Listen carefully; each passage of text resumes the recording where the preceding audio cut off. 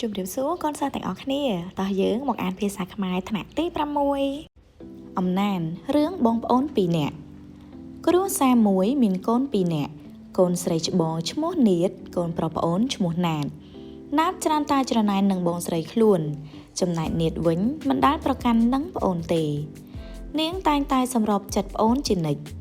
ឪពុកម្ដាយក្មេងទាំងពីរមានចិត្តស្រឡាញ់កូនស្មើគ្នា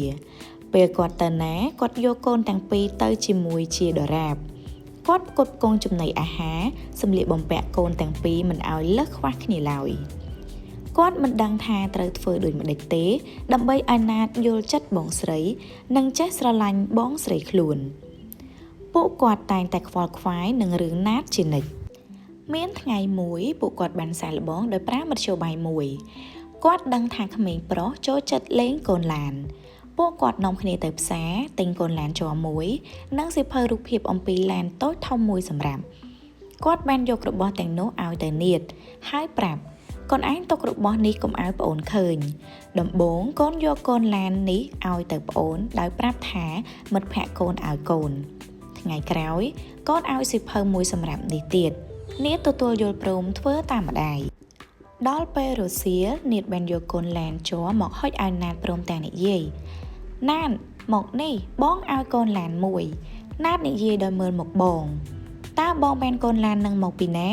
ហេតុអ្វីបានជាបងមិនទុកលេងខ្លួនឯងនាតឆ្លើយមិត្តភក្តិបងឲ្យបងតែបងមិនលេងទេបងឲ្យវាទៅអូនវិញព្រោះអូនស្រឡាញ់ឡានណាស់ណាតទទួលយកឡានពីបងភ្លាមក៏រត់ចេញមកក្រៅយកទៅលេងមួយរំពេចមួយសប្តាហ៍ក្រោយមកពេលឃើញប្អូននៅជិតនាតធ្វើជាយកសៀវភៅរូបភាពឡានមកបើកមើលណាតចេះតែលួចមើលតាមដោយឃើញរូបឡានប្លែកៗជាច្រើនវាចង់បានណាស់តែមិនហ៊ានសុំនាតដឹងចិត្តប្អូនក៏បើកសៀវភៅបង្ហាញរូបភាពមួយចំនួនរួចសួរអូនឯងចង់បានសៀវភៅនេះឬទេបើចង់បានបងឲ្យ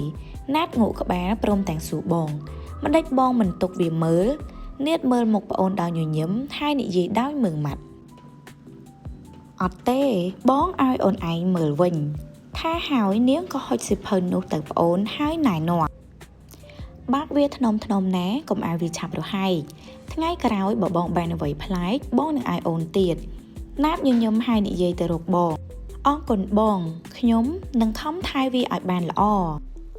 ចាប់ពីថ្ងៃនោះមកណាតតែងតែទៅជិតនាតជួនកាលពួកគេនិយាយឬលេងជាមួយគ្នាយ៉ាងសប្បាយមេដាបិតាក្មេងទាំងពីរសប្បាយចិត្តណាស់